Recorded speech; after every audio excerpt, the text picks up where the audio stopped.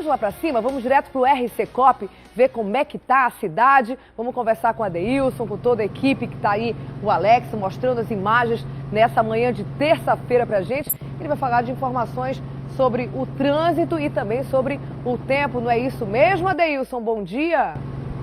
Oi, Dani, é isso mesmo. Bom dia para você, bom dia também para o papai, para a mamãe, para todo mundo, para a família que acompanha o Manhã no Ar nesta terça-feira. O tempo, como Alex Gomes, com o nosso repórter cinematográfico, mostra, é um pouquinho fechado, mas daqui a pouco, sem dúvida, vai abrir o sol, vai ser muito forte a previsão para hoje. O Instituto Climatempo, Dani, prevê somente 12 milímetros de chuva para hoje. E a probabilidade, claro, para que isso ocorra é de 60%. A umidade relativa do ar é de 83%. Temperatura estável, a máxima hoje pode atingir 33 e a mínima 25 graus centígrados. Ou seja, o sol está aparecendo ali por trás daquela nuvem e promete ser muito forte. Tomara que seja assim mesmo, até para iluminar todos nós nesta terça-feira. A gente vai lá para baixo, Dani, só para a gente mostrar que o trânsito aqui na Torquato Tapajós, nos dois sentidos, centro-bairro, bairro-centro, é assim, desta forma, muito bom ainda, até porque ainda não é nem 7 horas, mas tomara que ele continue desta forma, bem tranquilo, até mesmo porque isso facilita a vida do condutor na nossa cidade. O tempo e o trânsito, muito bom ainda, Dani. Verdade, Adeilson, 6h36 da manhã, a cidade ainda está acordando. A gente espera aí que o trânsito continue tranquilo nesse início de manhã para quem está saindo de casa, mas também a gente tem que levar em consideração que essa semana muitas escolas de Manaus já estão de férias. A gente sabe que é tradicional, né, quando os colégios das crianças conseguem dormir até mais tarde, entram nesse período de recesso de férias. Normalmente o trânsito fica mais tranquilo até ali às 8 e pouquinho, quando as pessoas já começam a se deslocar para o trabalho mesmo. Então talvez esse seja um reflexo que talvez permaneça, porque muitas escolas estão em recesso, né, Adeilson? Exatamente, tem razão, Dani. Tomara que continue mesmo assim, né? Até porque muita gente, como você falou, continua aí em férias. Mas, enfim, o importante é que realmente nesta terça-feira o trânsito, por enquanto, está desta forma. Vai piorar? Deve piorar sim daqui a pouquinho. Mas tomara que não piore tanto. Até porque na semana passada, Dani, a gente mostrou várias vezes nas principais avenidas da nossa cidade o trânsito assim, ó, como a gente está mostrando neste momento aqui sobre o viaduto Ayrton Senna, que é o viaduto que antecede a Assembleia Legislativa do Estado do Amazonas. Até que semana passada, em vários dias, o trânsito estava muito bom. Tomara que seja assim também nesta semana. Importante que continua bonito o trânsito e o tempo. Sobe, Alex, só um pouquinho. Olha só, Dani, como é que o sol já saiu e já mostra os seus raios para nos iluminar. Que beleza, Dani!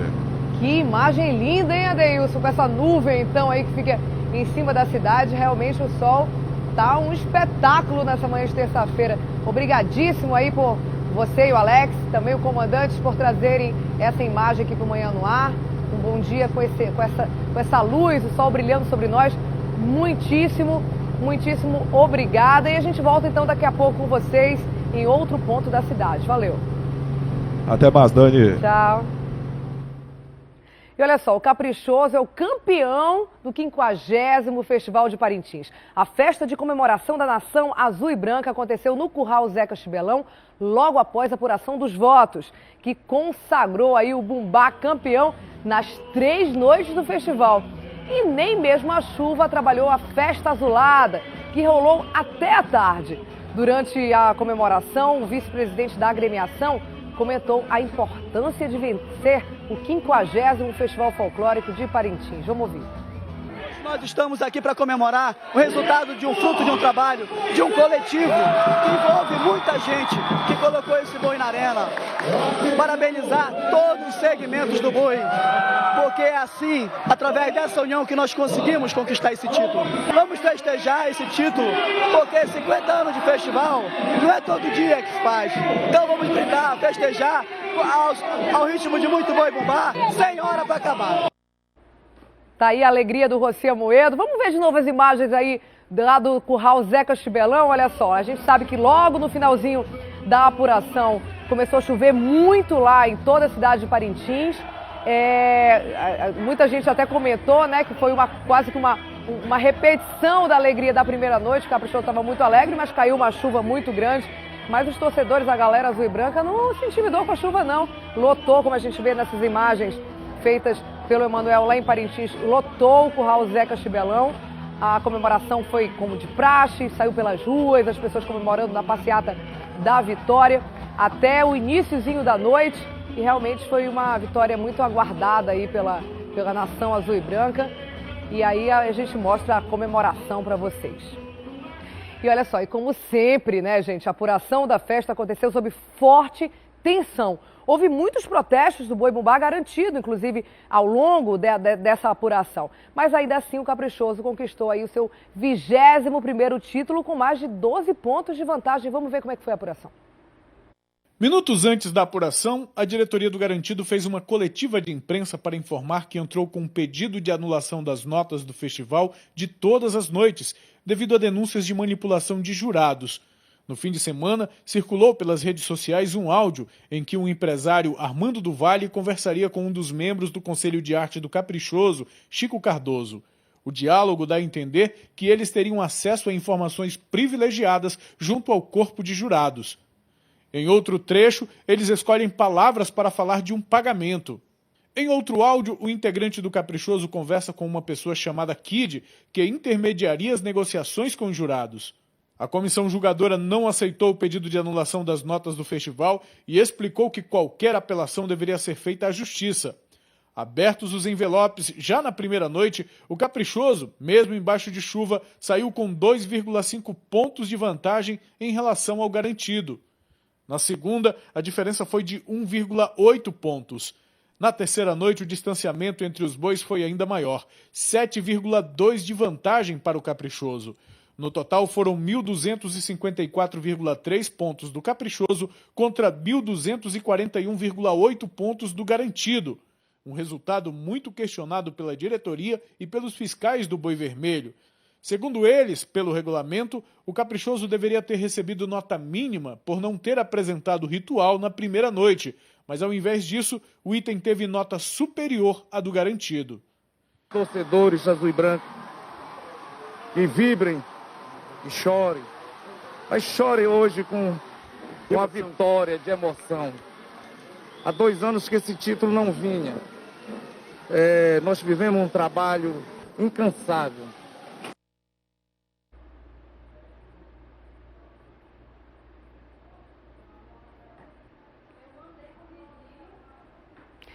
Pois é, essa aí então foi a apuração, como a gente sabe, sempre muito polêmica, né? E a gente acompanhou, inclusive, ao vivo aqui pela TV A Crítica, no início da tarde de ontem, o Wilson, daqui a pouco a gente vai conversar com ele na rádio também, ele narrou aí essa apuração e a gente vai saber um pouco mais dos bastidores, dos detalhes de quem estava ali na sala. Agora, antes de falar com o Wilson, vamos ver um pouco dos melhores momentos desse festival, vamos lá?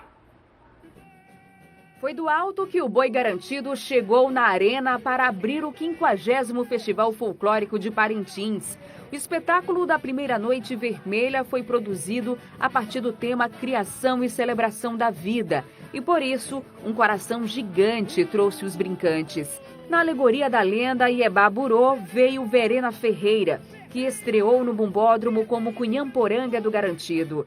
Quem também defendeu o item pela primeira vez no festival foram a porta-estandarte Daniela Tapajós e a rainha do folclore Isabelle Nogueira. Os torcedores encarnados aprovaram as novas integrantes e deram um show à parte defendendo o item galera.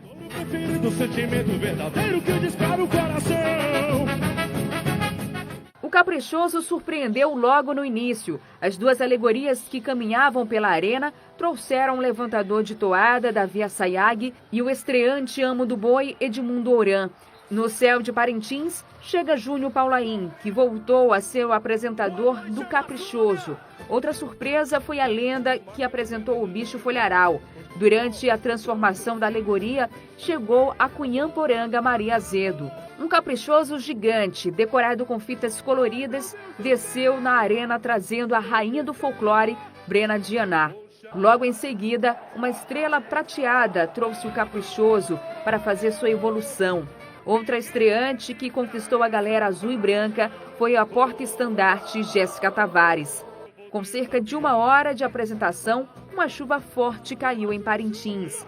Mas o Caprichoso continuou a apresentação, acompanhado pela galera, que permaneceu no bumbódromo. Por medida de apresentou a alegoria do ritual indígena.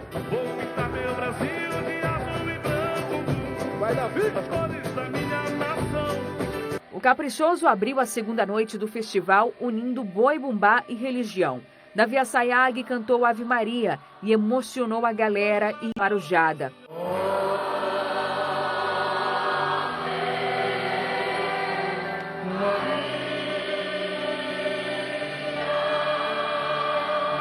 Logo depois, a alegoria trouxe a catedral e de cima veio a imagem da padroeira de Parintins. O conjunto alegórico mostrou como a religião está presente na vida dos povos da Amazônia. Os momentos mais esperados da apresentação do Azul e Branco foi o ritual Cão-Era, um mito do morcego gigante que suga o sangue dos índios Mura. O pajé entra levado por uma águia e trava uma luta contra os morcegos do mal.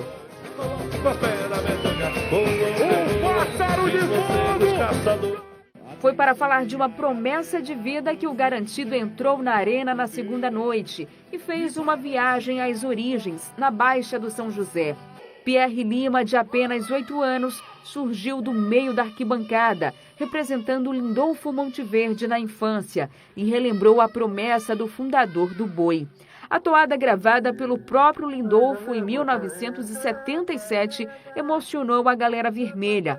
Na arena entraram embarcações, curupiras de duas faces, lendas indígenas e o ritual Apurinã, que lembrou por que os artistas de Parintins são conhecidos pelos movimentos nas alegorias.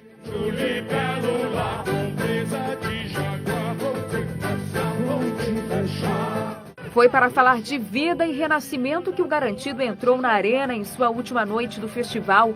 Na primeira alegoria veio a Sinhazinha da Fazenda, Ana Luísa Faria, que se despediu do festival depois de 5 anos defendendo o item.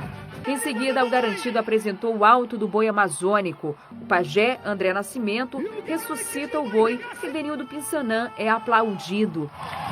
E mais uma vez, Sebastião Júnior defendeu o item toada, letra e música, cantando Lamento de Raça. Vamos brincar de boi, tá garantido.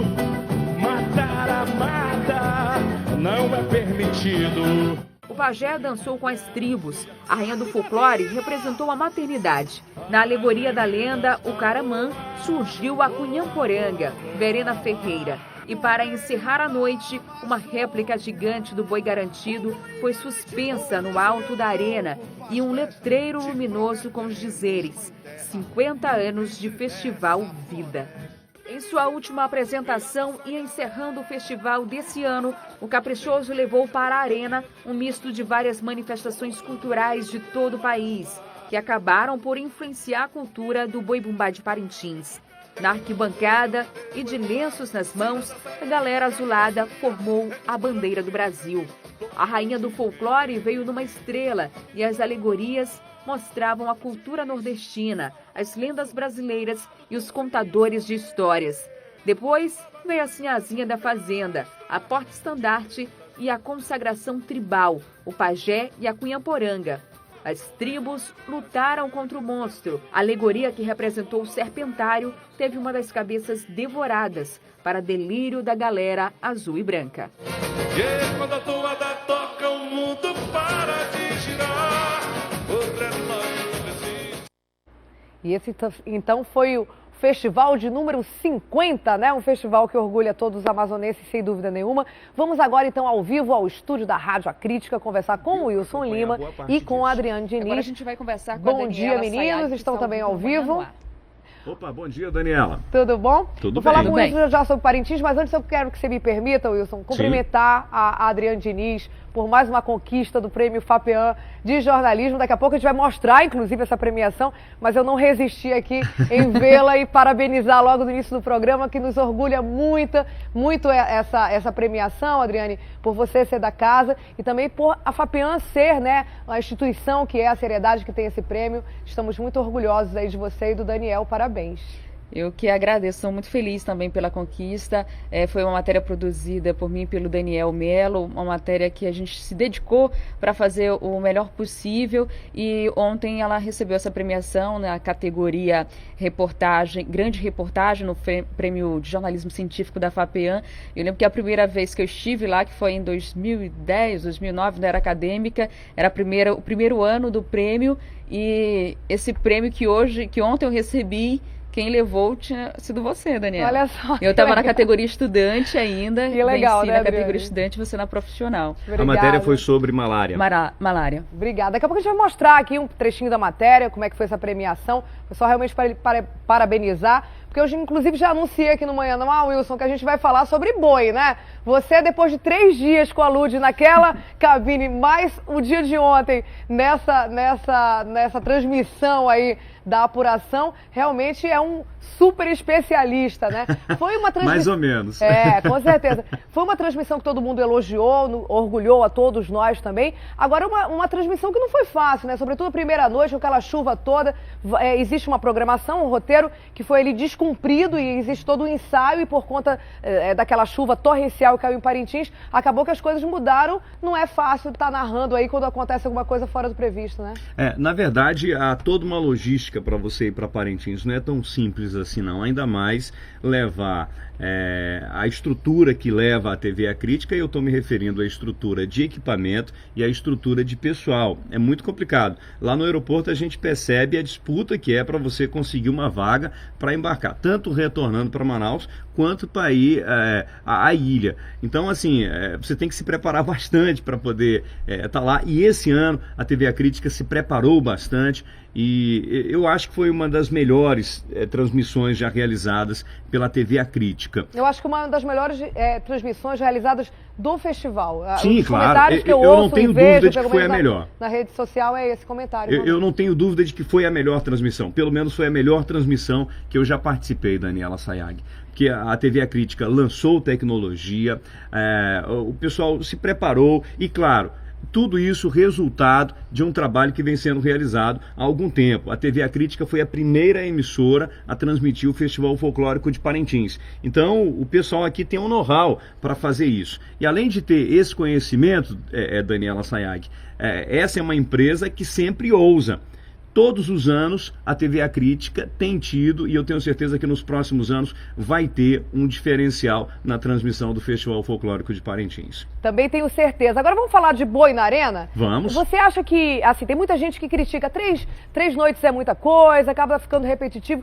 Na minha opinião, os bois conseguiram inovar em alguns aspectos, né? De ritual, trouxe várias coisas, vários pontos novos. Lógico que muita coisa acaba se repetindo, sendo volta à arena depois de alguns anos com uma nova roupagem, mas hoje inovações foram vistas. Esse ano inovações foram vistas, não é verdade? Claro. E mesmo que repita, Daniela Sayag, é importante a gente manter viva a nossa cultura. Essa é a nossa riqueza. É algo muito... É algo imaterial, mas de um valor significativo. E tem gente que assiste esse ano, tem gente que não assiste, tem gente que começa a assistir ano que vem, tem gente que começa a gostar do boi do Festival Folclórico de Parintins. Falando em inovação, eu lembro aqui muito de uma entrevista que foi dada na última noite pelo Jair Mendes, que é o grande mestre, foi o primeiro artista de Parintins, foi o artista que colocou alegoria na arena, foi o artista que deu movimento à arena. Inclusive, eu não tenho a menor dúvida de que o festival tem o antes do Jair Mendes e tem o depois do Jair Mendes. Deu movimento ao boi, inclusive. Sim, o claro. Foi o primeiro a se mexer naquela Exato. evolução que tem hoje. Inclusive, no domingo, ele colocou uma alegoria que foi assinada por ele em parceria com o filho, a primeira vez que isso acontece, e aí ele disse o seguinte: eu ainda vou trazer novidades para a arena. E de fato, trouxe. Belíssima a alegoria dele, figura típica regional, contador de histórias, que trouxe aquelas três personagens lá que sentavam né? Câmara Sim. Cascudo, Então, o Patativa Tonzinho- do Açaré E o Tonzinho Tonzinho Saunier, que é o folclorista de Parintins. Exatamente. E aí trouxe o livro ali, quando abriu o livro e apareceu a Vitória Régia, e na sequência apareceu a Sinhazinha da Fazenda, enfim. E depois o Boi? Sim, exatamente, na sequência o Boi. Então, assim, é algo de arrepiar, é algo muito... É uma fonte muito grande, né, de conhecimento. Eu olhei, eu disse assim, caramba, é como se o Jair Mendes estivesse dizendo assim, olha, a fonte ainda não esgotou não, ainda tem muita coisa para ser mostrada. Mestre Jair é sensacional, não vai esgotar nunca. Agora, Wilson Lima, me fala dessa apuração de ontem. Eu acho que assim, a gente até chegou a comentar, a gente veio no mesmo avião, eu e o Wilson e várias outras pessoas da nossa equipe, e a gente veio conversando, né? Que assim, diante de tanta confusão ali, pré-apuração, de certa maneira foi até tranquila, né? Ah, foi tranquila. Eu acho que no centenário eu acho que teve mais confusão, os ânimos ficaram mais acirrados, mas Daniela Sayag, todas as vezes, eu não vi nenhuma vez em que o boi perdedor não ficasse insatisfeito, dizendo assim, teve favorecimento de jurado, teve isso, teve aquilo, não sei quem foi cooptado e tal. Sempre houve essa rivalidade, sempre houve essa disputa. A apuração por si já é um clima tenso, né? Ainda mais com essa história aí desse áudio que vazou nas redes sociais. Agora, vale dizer o seguinte, que os jurados são escolhidos pelas próprias agremiações. E eu acho muito difícil um jurado se prestar a um papel desse, a ser cooptado. Inclusive num evento tão importante, que é a maior manifestação folclórica da Amazônia. É claro que tem algumas coisas que a gente não concorda.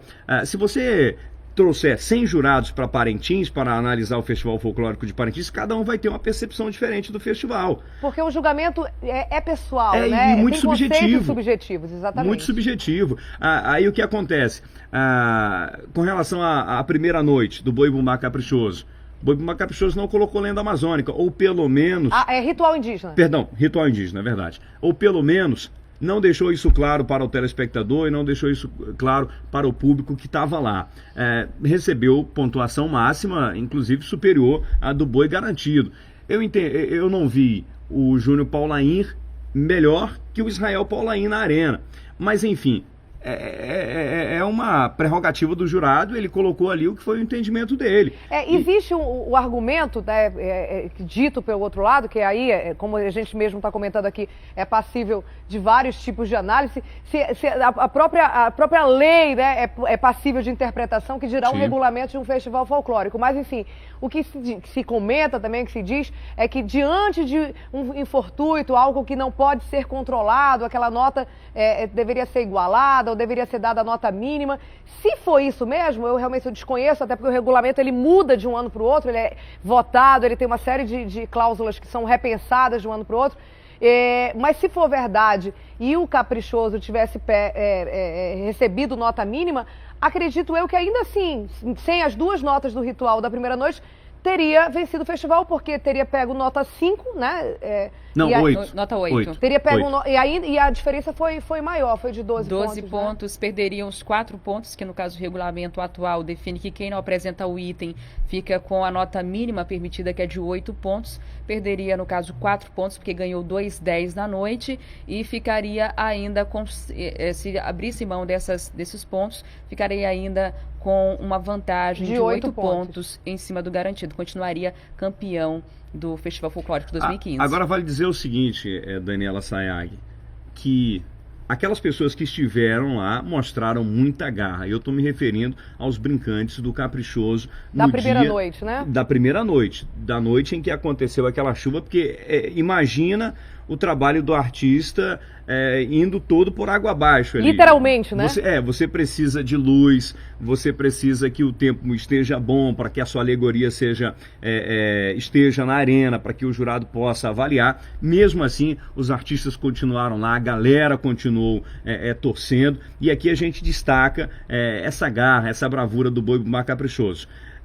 Todos os anos a gente tem situações parecidas como essa, a gente tem chuva em Parintins, a gente tem vento forte. Eu lembro de uma transmissão, me parece que em 2007, que aconteceu isso, em que começou a chover, faltou energia em Parintins, mesmo assim o Boi Bumbá Garantido continuou sua apresentação, inclusive com luz das nossas câmeras lá, a Sinhazinha continuou evoluindo e mesmo na chuva. Quer dizer, sem dúvida nenhuma, Garantido e Caprichoso juntos são duas metades de um todo, como foi escolhida pelo Zé e pelo Gabriel a música de encerramento da transmissão. São duas metades realmente de todo, um existe sem o outro, e a gente realmente ressalta a garra das pessoas que ainda assim, há 50 anos, colocam esse festival para nós, para o Brasil e para o mundo ver. Obrigado, Wilson, obrigado, Adriane, valeu, meninos, por hoje. Muito obrigado. Obrigada. Até a próxima, tchau, até amanhã. Até. Vamos então voltar a falar com Adeilson Albuquerque, que traz mais informações do trânsito pra gente lá de cima. Fala, Adeilson. Dani, nós estamos aqui na General Rodrigo Otávio, na zona sul da capital do Amazonas, quase em frente aqui à Universidade Federal do Amazonas, inclusive aqui embaixo, o Alex mostra aí a entrada da UFAM. Aí, ó, aí a entrada da Universidade Federal do Amazonas. A gente mostra que aqui o trânsito é lento devido, um pouco mais ali na frente, Alex, tem um caminhão em pane mecânica. Neste momento, o Alex vai fechar ali para a gente mostrar. Tá aí, ó, o caminhão em pane mecânica. A gente fica até feliz porque os profissionais do Manaus Trans, os agentes do Manaus Trans já estão no local, já chegaram, já estão tomando todas as providências para que este caminhão saia daí. Tem um carro do Manaus Trans na frente e uma moto do Manaus Trans também atrás. Mas aí o trânsito é prejudicado porque apenas uma pista é liberada para o condutor que vem lá da Bola do Coroado em direção ao Japim. Então o trânsito fica assim, como o Alex está mostrando neste momento aí, um pouco que lento, com retenção no sentido Japim. Mas depois do caminhão, o trânsito se mostra muito bom na manhã desta terça-feira. Inclusive, diga-se de passagem, Dani, o trânsito nós já sobrevoamos vários pontos da nossa cidade, Torquato Tapajós, Djalma Batista, Constantino Neri. Por lá também o trânsito está desta forma aí, no sentido Bola do Corado, até aqui tranquilinho nesta terça-feira. Dani. 7h01 exatamente, mas é por isso, a garotada ainda está de preguicinha, está dormindo nesse feriado, nesse início de férias, aliás, né, Adeilson? Então o pessoal ainda está meio quietinho em casa. Agora, me diz uma coisa, você acha que as pessoas que normalmente pegam esse caminho devem desviar ou vale a pena entrar nessa pequena retenção, já que logo depois de onde esses carros estão parados, o trânsito está tranquilo? Vale a pena desviar ou dá para seguir por aí? Dá para seguir, Dani, dá para seguir. O condutor que não tiver muito atrasado, por exemplo, né, tomara que não esteja, dá para assim aguentar, dá para suportar essa pequena retenção aí, até porque não é tão intensa, não é tão grande. Quando tu vai pegar a retenção, inclusive aqui, ó, já está chegando aqui, desceu aqui o Complexo Viário Gilberto Mestrinho, aí já encontra essa pequena retenção. Aí, ó, aí até que ainda está bom o trânsito. Um pouco mais ali na frente, aí o Alex já mostra, aí começa a ficar um pouco mais lento antes da entrada da UFAM. Mas a gente chama a atenção, quem está em casa realmente dá para suportar essa pequena lentidão, porque depois ali daquele caminhão em pane mecânica, o trânsito está muito bom, inclusive aqui, ó, também na Bola do Coroado, como o Alex se mostra neste momento, o trânsito tranquilinho. Então tá suportável assim, dá para encarar aquele caminhão em pane mecânica assim, Dani. Obrigada, Adeilson. Queria que você pedisse pro Alex segurar um pouquinho a imagem, que a gente vai dividir tela agora. Que a gente vai falar com o Rômulo, que também já está ao vivo. A Secretaria de Justiça está oferecendo atendimento a mulheres vítimas de violência doméstica na zona norte da cidade. Até a próxima quinta-feira, o trabalho assistencial vai ser realizado em uma unidade móvel que está instalada no Centro Municipal de Educação Infantil Professor Caio de Medeiros, no bairro Santa Etelvina. O Rômulo está ao vivo e conta pra gente mais detalhes, como é que esse trabalho está funcionando. Fala, Rômulo. Bom dia, Daniela, muito bom dia para você aí de casa, um bom dia especial à galera do Caprichoso, que foi campeã nesse festival de 50 anos de Parintins. Sobre essa ação, Daniela, está acontecendo, como você já explicou, na zona norte da capital, começa daqui a pouquinho, às 9 horas da manhã e vai até às 4 horas da tarde. Agora, para dar mais detalhes sobre serviços que são realizados lá nesse local e em outros locais que serão realizados, eu vou conversar com o José Melo, que não é o governador, mas é o secretário adjunto de Justiça e Cidadania. Secretário, bom dia para o senhor. Que tipo de ação quem for à Zona Norte hoje vai receber? Bom dia, Rômulo. Bom dia, Daniela. Satisfação estar falando com vocês. Essa ação é voltada principalmente o público-alvo, que é a mulher que sofre a questão da violência doméstica, atendendo reivindicações do Movimento das Margaridas e dos movimentos das mulheres, estamos levando a nossa unidade móvel para fazer atendimento social, psicológico, orientação jurídica e encaminhamento para a rede de proteção, conforme o caso. Secretário, é bacana também a gente destacar para quem está em casa que além dessa atenção voltada para a mulher, principalmente para falar que a agressão contra a mulher não é nada legal, também estão sendo realizados outros tipos de serviços, procedimentos, como por exemplo, emissão de documentos. Quem é que tem direito a isso? É verdade, é uma ação voltada não só para a mulher, como para toda a família. Para o irmão, para o filho, para o marido. Nós estamos levando também conjuntamente as ações da cidadania, com emissão de CPF, carteira de identidade, primeira e segunda via, carteira de trabalho, palestras educativas sobre pedofilia, abuso sexual, abuso de drogas, entre outros. Agora, sobre o tema central, secretário, desse movimento que vocês estão realizando, a gente sempre bate muito nessa tecla, fala muito sobre a agressão contra a mulher. Como é que estão os dados, como é que está o cenário da agressão contra a mulher aqui na capital e em todo o estado? A violência contra a mulher é uma constante aqui na nossa capital. A gente tem que estar sempre vigilante, sempre atento, né, para essa questão. E nós estamos mudando um pouco a estratégia, estamos com a nossa unidade móvel, que é o ônibus da mulher. Então nós estamos indo até as comunidades mais distantes, as mulheres do campo e da floresta, levando os nossos serviços, porque muitas das vezes elas não têm como chegar até a gente, seja por falta de recursos financeiros para pegar ônibus, seja por falta de não ter com quem deixar seus filhos. Então nós estamos fazendo esses mutirões itinerantes na região metropolitana da capital e nas comunidades rurais mais distantes. Secretário, obrigado pelas informações. Você de casa, anote o endereço da ação que acontece hoje na segunda etapa do Residencial Viver Melhor, no Centro Municipal de Educação Infantil, CEMEI, professor Caio Carlos Frota de Medeiros, localizado na Alameda A, sem número, Lagoa Azul, Zona Norte de Manaus, de 9 da manhã até as 4 horas da tarde. Depois da Zona Norte, Daniela e você aí de casa, esse trabalho da Sejusc vai ainda para a comunidade rural do Tarumã, que fica no Pau Rosa, nas comunidades da Zona Rural do município de Manacapuru, comunidades da Zona Rural da BR-174 e também comunidade rural localizada na Terra Preta. Depois vai para a comunidade rural na AM010 São Francisco 1 e 2, comunidade da Zona Rural Nossa Senhora de Fátima e, para encerrar, comunidade rural de Novo Airão. Você aí de casa não conseguiu anotar, quer repassar esse recado para alguém? Não tem problema, entra agora mesmo, daqui a pouco, depois do programa, no facebook.com/Manhã no Ar, que a gente vai colocar a lista bonitinho lá para você, com horário, tudo, falando como é que vai acontecer esse trabalho. Daniela. Obrigada, Rômulo, valeu. Agora a gente vai dividir tela, porque a gente vai chamar o Márcio, que está em outro ponto da cidade, traz informações para a gente sobre a prisão de 2 homens envolvidos em um assalto a uma loja na Cidade Nova. Bom dia, Márcio. Como é que aconteceu essa ação?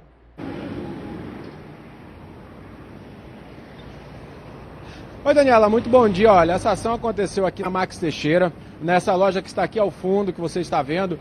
Os 2 assaltantes entraram no local na madrugada pelo teto. Dá uma olhada na altura aí. Eles escalaram o local, entraram pela igreja evangélica. Segundo a polícia, subiram ali pelo poste e passaram para o teto. Lá quebraram o telhado e entraram na parte interna da loja.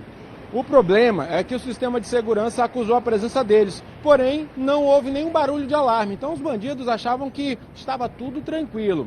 Quando eles perceberam, já tinham 3 viaturas da Polícia Militar aqui em frente à loja fazendo o cerco. Aí eles tentaram fugir, voltaram a pular pelo telhado da igreja, foram se refugiar dentro do templo, mas a polícia fez o cerco e conseguiu prender os 2, o José Rafael Pires Batista e o Elberson Marinho de Souza. Os 2 já têm passagem pelos crimes de roubo e de furto. E com eles foram apreendidos mais de 40 aparelhos de celulares, tablets e até notebooks. Segundo a polícia, eles iriam levar muito mais coisas. Eles saíram daqui com 3 sacolas grandes que eles iriam encher e sairiam pelo telhado com esse produto. O problema foi que o sistema de segurança acusou a presença dos 2. Eles foram encaminhados ao 6º Distrito Integrado de Polícia. O procedimento está acontecendo ainda nesse momento, que eles têm que ser ouvidos. E segundo o delegado plantonista, os 2 vão ser autuados em flagrante pelo crime de furto qualificado. Daniela, Homem-Aranha, esses 2 artistas, porque ó, o negócio não é baixo, subir ali, mas não teve jeito para eles não, foram presos. Obrigada, Márcio Azevedo, com as informações de polícia. Que bom, então, que foi um problema para eles e não para a sociedade do bem. Para a gente foi tudo ótimo, graças a Deus. Obrigada, Márcio. Valeu e até a próxima. Olha só, e um assalto a uma agência da Caixa Econômica Federal que fica dentro de um supermercado no Manoa, Zona Norte, impressionou os moradores do local. Uma mulher que se passava por uma cadeirante e mais 5 pessoas invadiram o banco ontem e levaram mais de 300 mil reais. A mulher na cadeira de rodas foi usada para não passar no detector de metais e entrar na agência com 3 pistolas que foram usadas nesse assalto. O armamento foi escondido no fundo falso da cadeira. A ação da quadrilha foi gravada pelas câmeras de vigilância e a equipe da Delegacia Especializada em Roubos e Furtos já investiga esse caso. Que coisa, hein? Olha só, um falso dentista foi preso ontem na zona norte da cidade. Ele é técnico em próteses, mas fazia atendimento odontológico em um consultório no bairro Amazonino Mendes. Aí servia como se fosse um dentista, segundo isso tudo, segundo o Conselho Regional de Odontologia. Vamos ver como é que foi essa prisão. O técnico em próteses José Rocha Vargas Davi atuava clandestinamente como dentista em um consultório na Feira do Mutirão. Ele foi pego durante uma fiscalização surpresa do Conselho Regional de Odontologia. Ficou de colocar na placa o nome do dentista, responsável técnico, e ficamos de retornar, sem data, né? A gente não ia avisar a data. E hoje, no retorno de fiscalização, deparamos com o TBD atendendo pacientes. E, então foi aí que chamamos o apoio da polícia para prender o falso dentista. Mesmo preso em flagrante, José Rocha vai responder em liberdade pelo crime de exercício ilegal da profissão. Mas ele vai responder criminalmente junto ao juizado especial. E ontem, dia 29, foi dia de São Pedro e, como é tradição, no dia 29 de junho, centenas de fiéis participaram da procissão do padroeiro dos pescadores. As homenagens foram feitas no Rio Negro e nas ruas do bairro do Educandos, na zona sul de Manaus. Antes da procissão, os fiéis rezaram um terço a São Pedro, padroeiro não só dos pescadores, mas também protetor daqueles que têm muito a agradecer. É igual a Nossa Senhora. Mas junto, tudo que a gente precisa, eles dão, né? Aí nós recebemos a graça, né? E tinha fiel fazendo aniversário no dia de São Pedro. Mas este ano o Luberci deixou a festa de lado e o presente foi para o santo. E agradecer as graças que eu alcancei. Para mim, estar com esse povão, para mim, é tudo de bom. Para o pároco da igreja Nossa Senhora do Perpétuo Socorro, o dia também foi para lembrar o líder da igreja. Pedro foi o primeiro líder constituído por Jesus Cristo para liderar a igreja. Jesus disse: "Tu me amas, apacenta as minhas ovelhas, cuida das minhas ovelhas." Depois das orações, os fiéis, debaixo de um forte calor, seguiram em procissão pelas ruas do bairro de Educandos, na zona sul da cidade.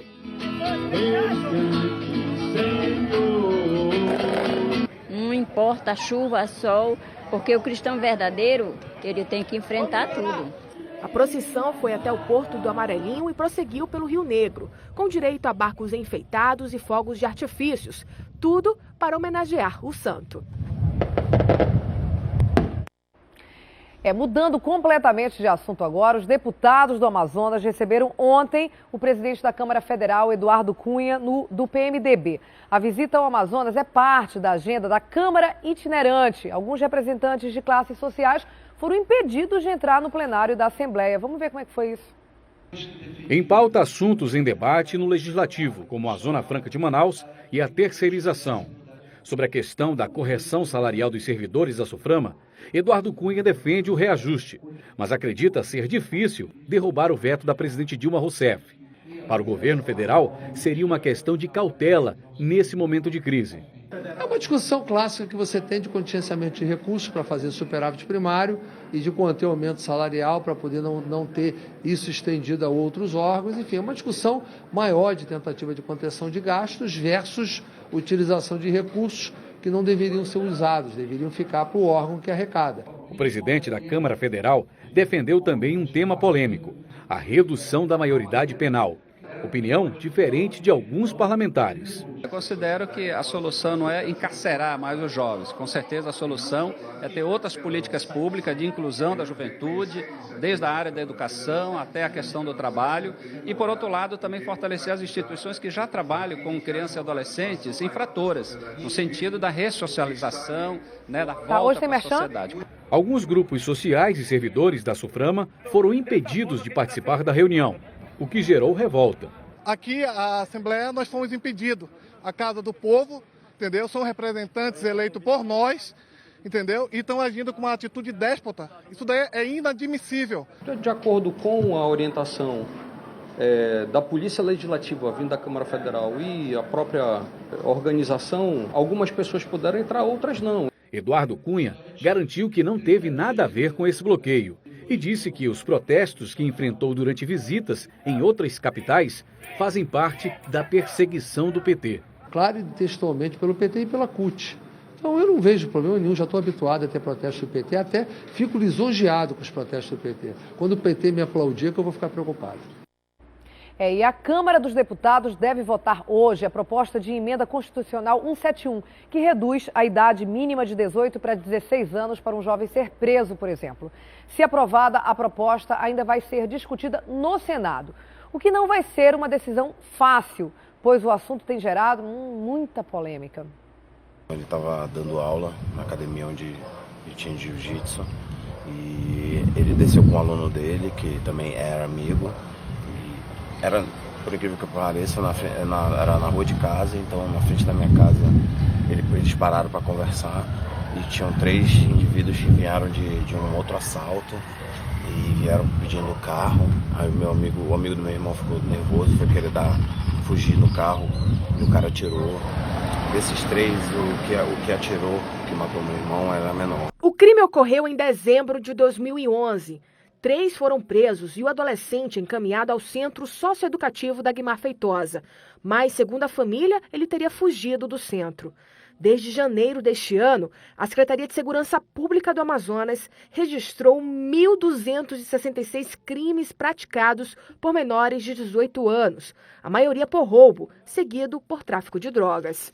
Se for um crime grave, roubo, majorado, homicídio, lesão corporal grave, ele fica detido aqui, é feito o procedimento e no dia seguinte, quando é dia de semana, já é encaminhado para o promotor. Quando o crime assim, é de pequeno potencial, a gente faz o procedimento, já libera o menor, por exemplo, ameaça, injúria, lesão corporal leve, a gente já faz o procedimento e, comparecendo os pais, a gente faz um termo de compromisso e a gente marca uma audiência. Mas para alguns parlamentares da Câmara dos Deputados em Brasília, essas punições são leves e não têm sido suficientes. Pelo contrário, aumentam a violência. Isso porque muitos jovens continuam a cometer crimes e defendem a PEC 171. A proposta quer reduzir a maioridade penal de 18 para 16 anos. A medida valeria apenas para casos de crimes hediondos, como homicídios, estupro, roubo seguido de morte, lesão corporal grave ou roubo qualificado. A PEC foi aprovada na Comissão de Constituição e Justiça da Câmara sob forte pressão de movimentos sociais que são contrários à medida. E nesta terça-feira entra em pauta de votação. Não à redução!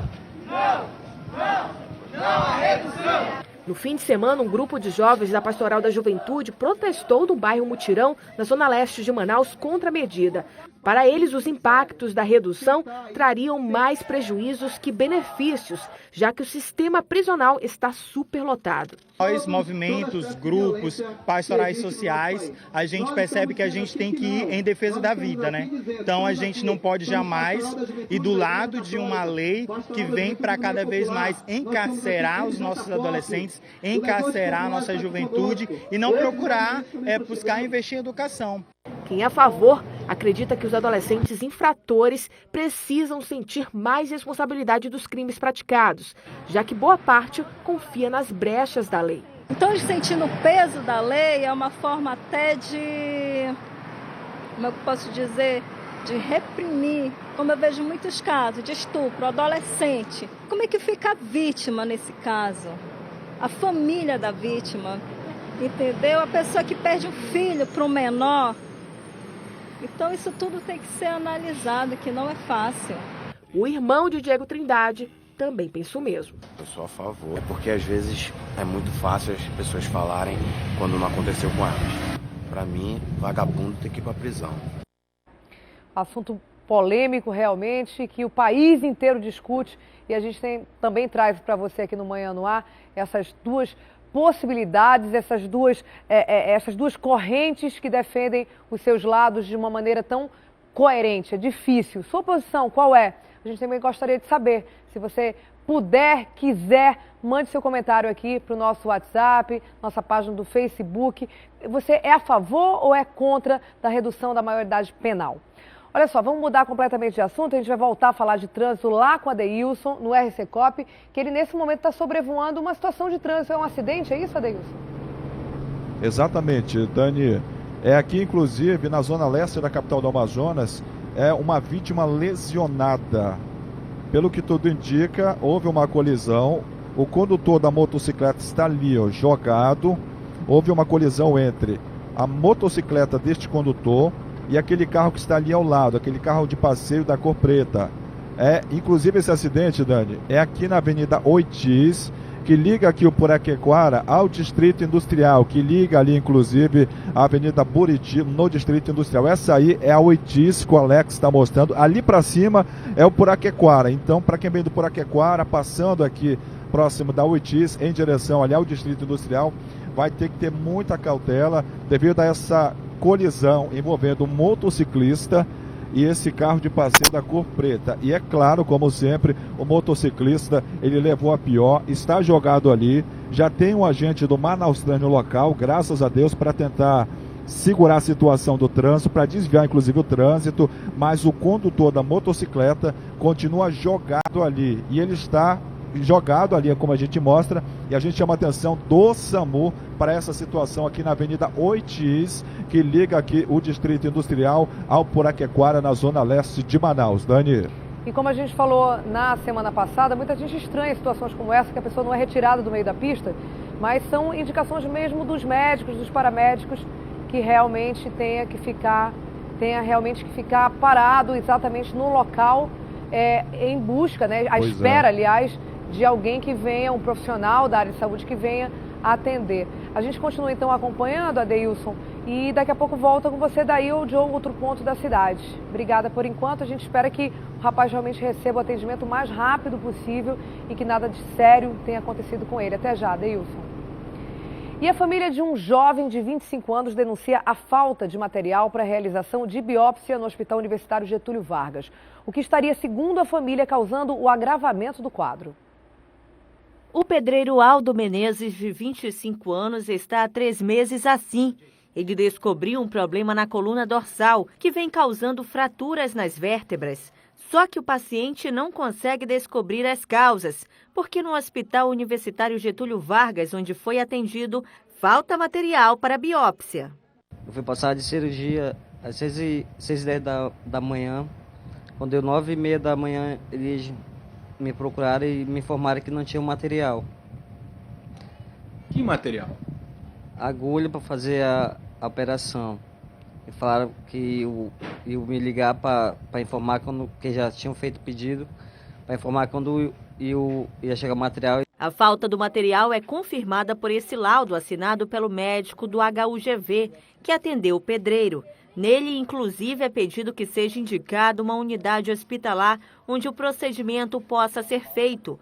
Preocupados com a demora, a família procurou atendimento no SECOM. O médico disse que lá tinha uma agulha para fazer o procedimento, mas que lá eles não faziam, que só quem fazia era o Getúlio Vargas. Inclusive eu perguntei se eu poderia comprar a agulha, eles disseram que não podia comprar, que tinha que esperar realmente chegar a agulha lá, quando foi feito o pedido, né? Porque eles não podiam ficar emprestando material de um hospital para outro, que tinha todo um procedimento. Enquanto espera, o movimento nas pernas do pedreiro só diminui.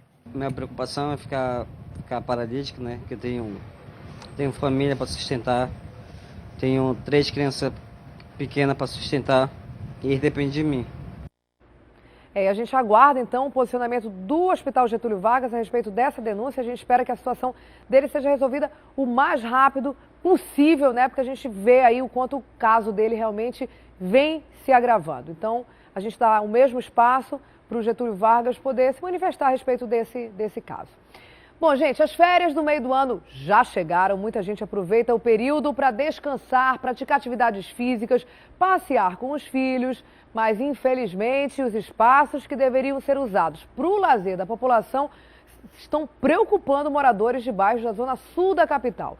Eles reclamam de abandono, falta de ação do poder público para manter esses locais vivos, condizentes com as famílias, prontos para poder levar a família para passear. Vamos ver. Nesta praça, no bairro São Lázaro, movimento só dos usuários do transporte coletivo.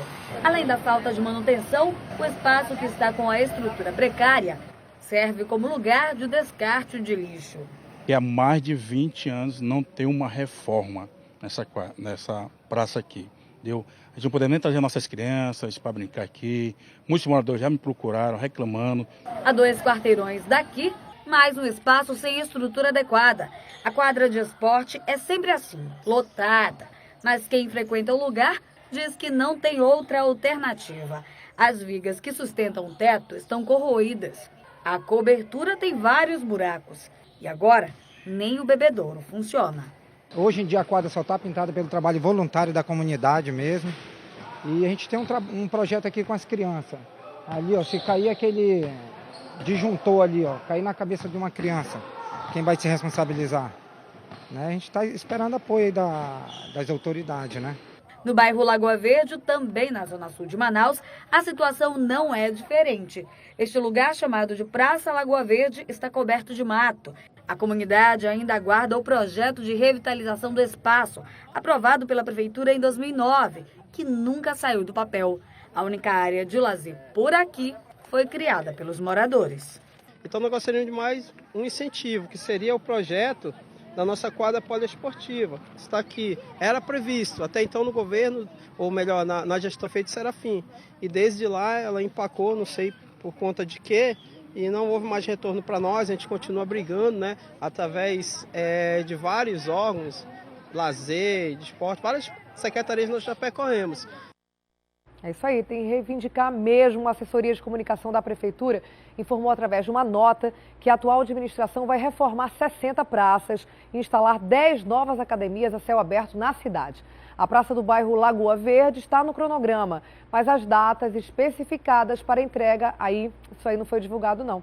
E a gente, lógico, continua acompanhando e cobrando. Olha só, a gente vai voltar lá para cima com o RC Cop, com a Adeilson Albuquerque, que está em outro ponto da cidade.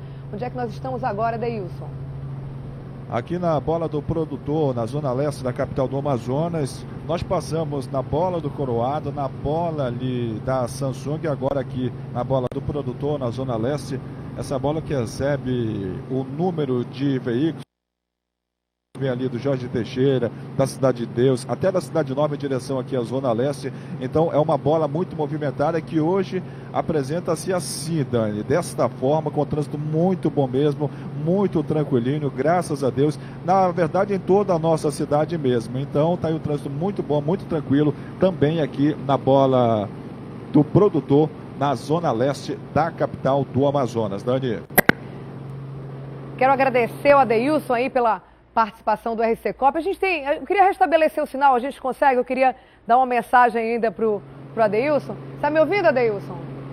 Opa, tô sim, Dani. Olha só, em nome de toda a equipe do Manhã no Ar, a gente quer aproveitar aí a sua última participação no programa de hoje, porque o Adeilson, e o último programa da semana, inclusive, que o Adeilson vai fazer do RC Cop, porque ele está saindo hoje de licença paternidade. A Pérola está chegando hoje à noite, primeira filhinha aí do Adeilson. Então, em nome de toda a equipe do programa, a gente deseja um excelente parto, que a Pérola veio ao mundo assim, cercada de coisas boas, de muita saúde, e curta bastante esse momento aí, que é importante na vida de todo, como você diz, de todo papai, de toda mamãe, e agora você se torna também um deles. Parabéns pela chegada da Pérola e boa licença paternidade para você.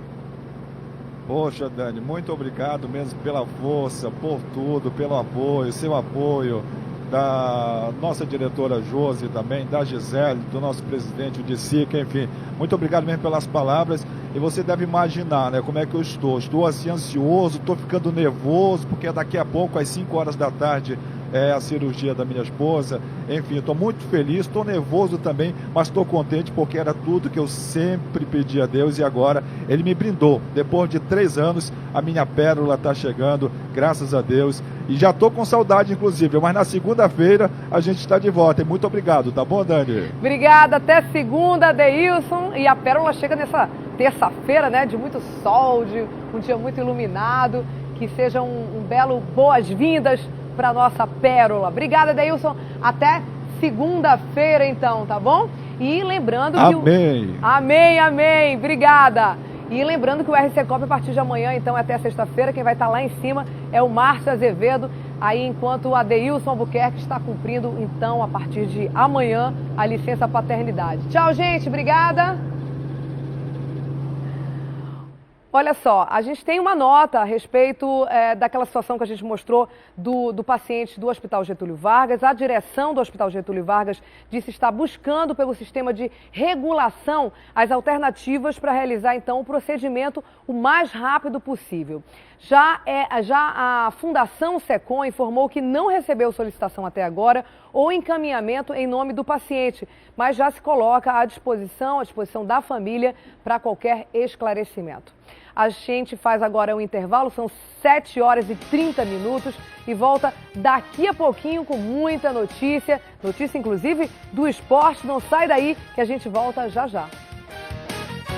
Estamos de volta, 7 horas e 36 minutos, porque agora chegou a hora de falar de esporte com quem? Com ela, com a Carol Queiroz, que já está no estúdio do Craque na TV, já voltou ontem mesmo de Parintins, essa correria toda, né?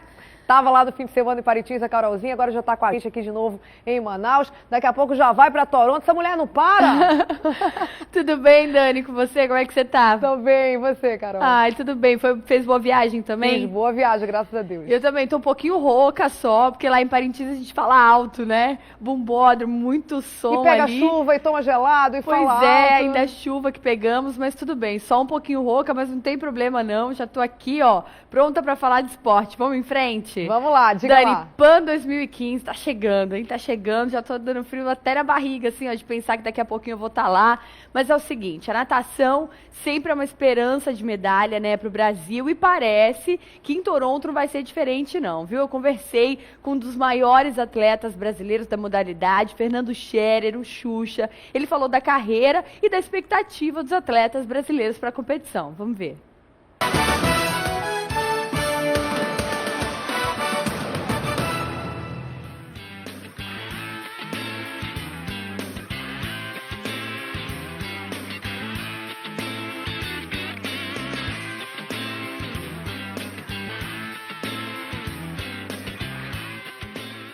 Eu acho que você vai ser o eterno Xuxa, né? Todo mundo te chama assim ainda, Xuxa, não existe. Fernando não existe. Ah, Fernando é muito difícil. Eu me lembro um dia, eu tava até na Record, eu tava chegando, parei meu carro no estacionamento e eu tava entrando para ir pra emissora, alguém berrou, Fernando, Fernando. Eu não virei de costas. É um currículo que dispensa apresentações, né? São 2 medalhas olímpicas, 9 medalhas em Jogos Pan-Americanos, fez história, só que já fazem 8 anos, né? Já fazem 8 anos que você deixou de nadar e deixou de competir, né? Mas a natação está sempre presente na tua vida.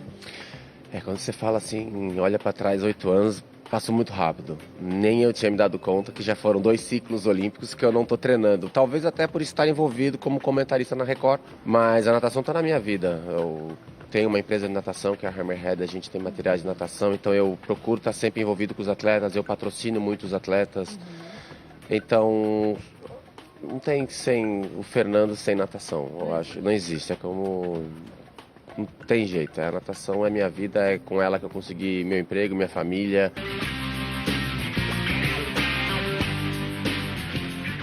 Tem um momento ali, alguma passagem da vida de atleta, algo que ficou marcado para você, que é uma coisa que quando você automaticamente lembra do seu passado como atleta, é aquilo que te vem na memória, assim. O que é isso para você?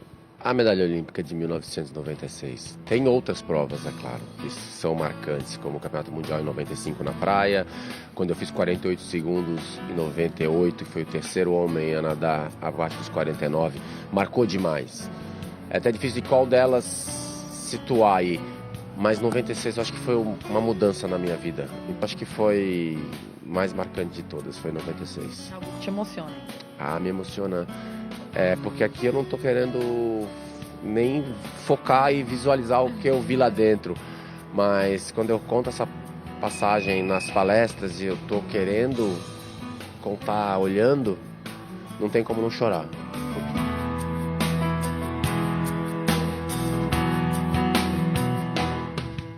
A gente já sabe, você vai estar agora nos Jogos Pan-Americanos, lá em Toronto, no Canadá. Nossa equipe, eu, o Rui Silva, nosso cinegrafista, também vamos para lá, vamos acompanhar de perto.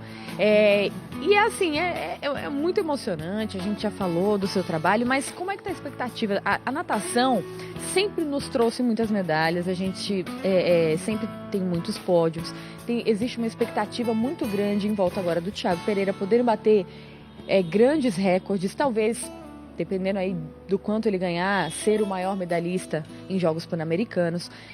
Qual é a tua expectativa para nossa natação esse ano nos Jogos Pan-Americanos? Tem que dizer que é uma pena pro Gustavo Borges que o recorde dele vai cair agora, na primeira prova que o Thiago nadar.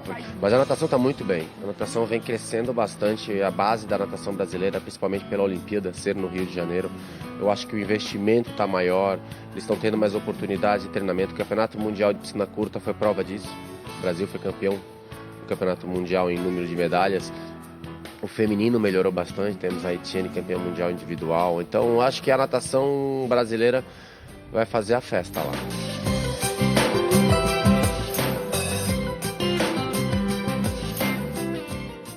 Olha, obrigada por nos receber, né? Aqui na sua casa também, bater esse papo descontraído. Foi muito bacana, viu? Obrigado, um beijo a todos.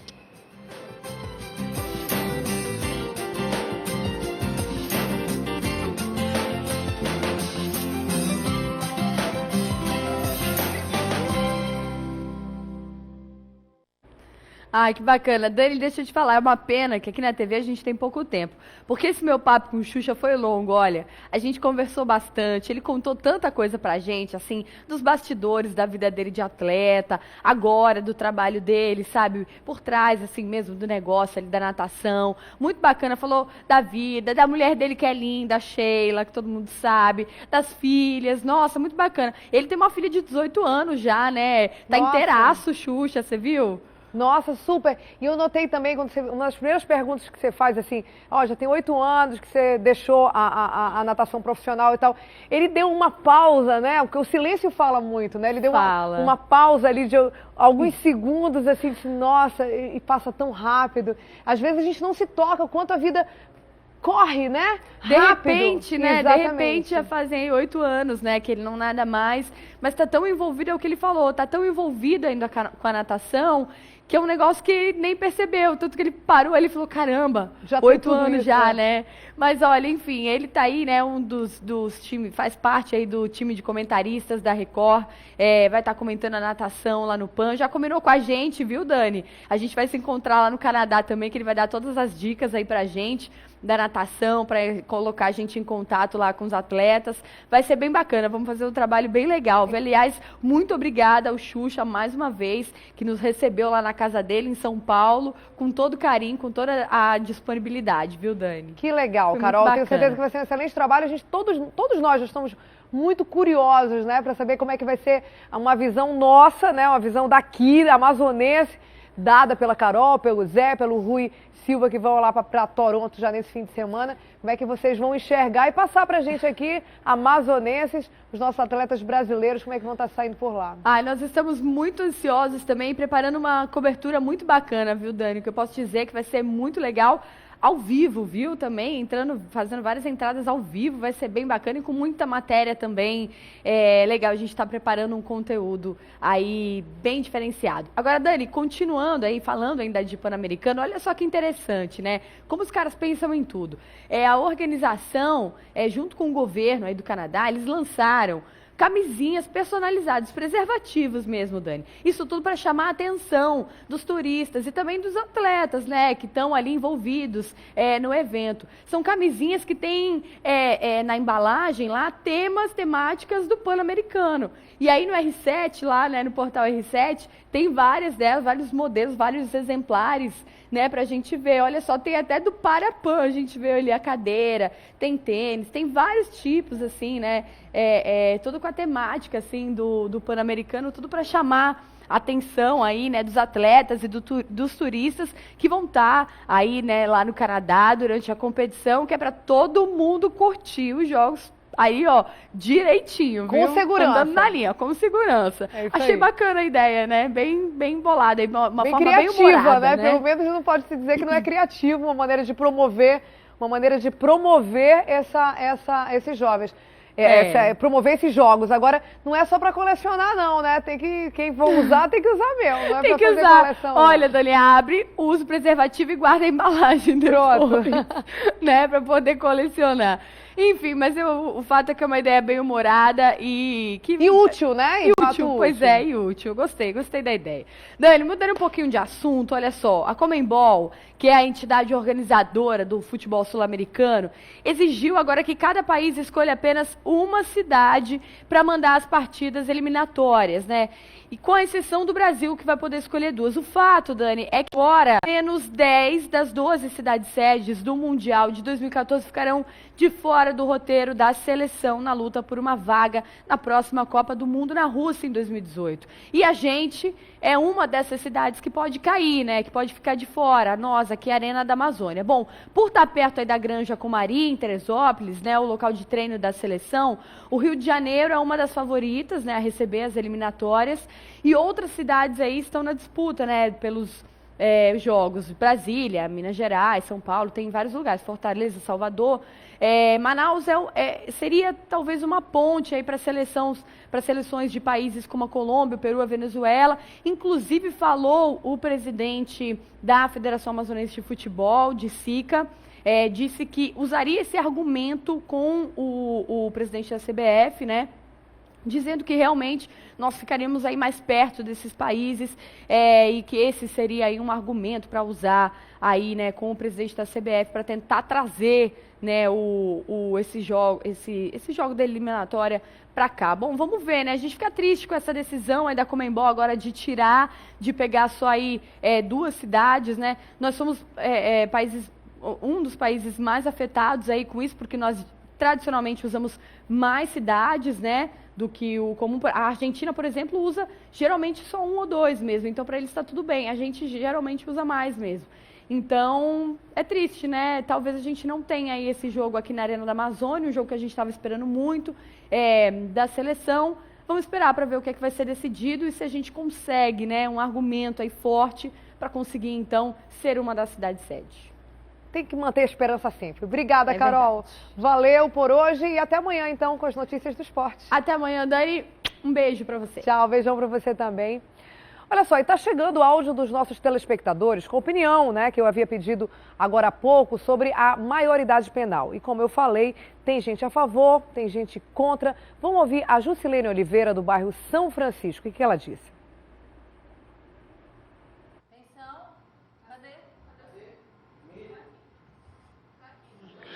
Com essa lei, só que não deveria ser 16 anos, teria que ser 14. Dela, que o áudio não foi, eu queria pedir para voltar então para a gente ouvir exatamente o que ela falou desde o início. Vamos lá. Daniela Saraiva, bom dia. Meu nome é Jusilene, sou do bairro de São Francisco. Eu concordo, sim, com essa lei, só que não deveria ser 16 anos, teria que ser 14, entendeu? Para ele já entender que com 14 anos tem responsabilidade, com 16 anos tu volta, tu mexe, tu tem condições de mexer com o Brasil. Olha, a opinião bem contundente, né, da Jusilene. Agora a gente vai ouvir a opinião que é contrária, do Jean Ricieli. Vamos ouvir, da Cidade Nova, ele. Sou contra a redução da maioridade penal, uma vez que ela não visa resolver o problema da violência. Apenas finge que haverá uma justiça, um auto-engano coletivo, quando, na verdade, é apenas uma forma de massacrar quem já é massacrado. É preferível construir escolas do que presídios. Nacional e lógico a gente sempre traz para você, dá voz para você também aqui no nosso programa. Obrigada pela participação de todo mundo que acabou mandando a sua opinião aqui para o Manhã no Ar. E olha só, e nessa segunda-feira a Fundação de Amparo à Pesquisa do Amazonas divulgou os nomes dos vencedores da 6ª edição do Prêmio FAPEAM de Jornalismo Científico. Vamos ver como é que foi essa cerimônia. Olha só, a cerimônia foi realizada na Assembleia Legislativa do Amazonas, na categoria audiovisual, reportagens de divulgação científica. A repórter da TV A Crítica, Adriane Diniz, ganhou em primeiro lugar, junto com o Daniel Melo, que foi o cinegrafista, né? Vamos ouvir então a Adriane?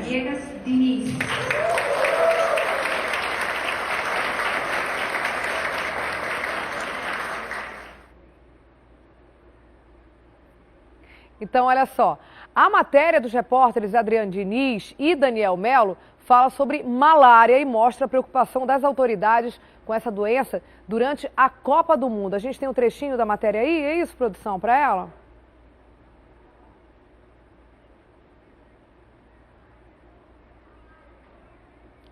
A gente tem a Adriane ainda? Já está no ponto, Adriane? Vamos ouvir então a Adriane. Vamos ouvir então a Adriane antes da reportagem. Representa para mim um amadurecimento profissional, porque as primeiras vezes que eu ganhei o prêmio, as 2 primeiras edições, eu ainda estava na categoria estudante, e dessa vez a categoria profissional é um motivo de muito orgulho para mim e também de poder divulgar a ciência dentro das matérias, né? A TV A Crítica abre esse espaço para que a gente consiga. E teve mais premiação pra gente, dessa vez na categoria impresso. O repórter Florencio Mesquita foi o grande campeão. A gente também tem um trechinho da fala do Florencio. Vamos ouvir. É um grande fator motivador para que nós, enquanto jornalistas, dediquemos um tempo da nossa rotina tão acelerada, dedicada aos acontecimentos que são factuais, para que nós possamos aí dedicar esse tempo à divulgação científica.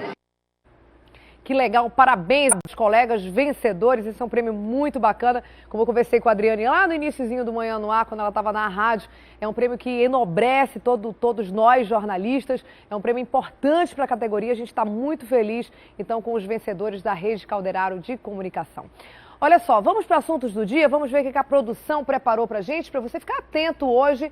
PACs abre inscrições para cursos profissionalizantes até o dia 3, já está valendo, vai até o dia 3 no PAC da Compensa, do Educandos e do São José, de 8 às 5 horas da tarde, são mais de 10 opções de cursos que vão iniciar no dia 6 de julho, é isso? Não, no dia 6 de julho já começa. Para a inscrição é necessário ter idade mínima de 14 anos, apresentar carteiras de identidade, CPF e número de telefone também. O que mais que a gente tem aqui no Assuntos do Dia? Olha só, IFAM abre seleção para contratação temporária de professores até o dia 13. Nesse site aqui da internet, o ifam.edu.br/portal, a inscrição custa R$50, a remuneração varia de R$2 a R$5.000, além de auxílio alimentação, auxílio transporte, auxílio pré-escola. O processo será realizado em 2 etapas, prova de desempenho didático e avaliação curricular. Vamos ver, a gente tem mais algum assunto do dia? Terminou aqui os assuntos do dia. E a gente vai encerrar essa edição no Manhã no Ar falando que o Festival de Parintins, garantido e caprichoso, são sem dúvida nenhuma 2 partes de um todo. Rivais que se completam, mas que todo ano há lugar bem lá no alto, apenas para um. A vida é assim, né, gente? Choros de vitória, choros de derrota, sentimento tão difícil de julgar. O festival chega aos 50 anos e é um espetáculo na arena que orgulha a todos nós. Parabéns ao Boi Caprichoso pelo campeonato, pelo espetáculo, e nossa homenagem vai estar nos rostos, gestos e emoções da primeira noite, noite da chuva, noite da superação. Vamos ver como é que foi. Antes eu me despeço de vocês.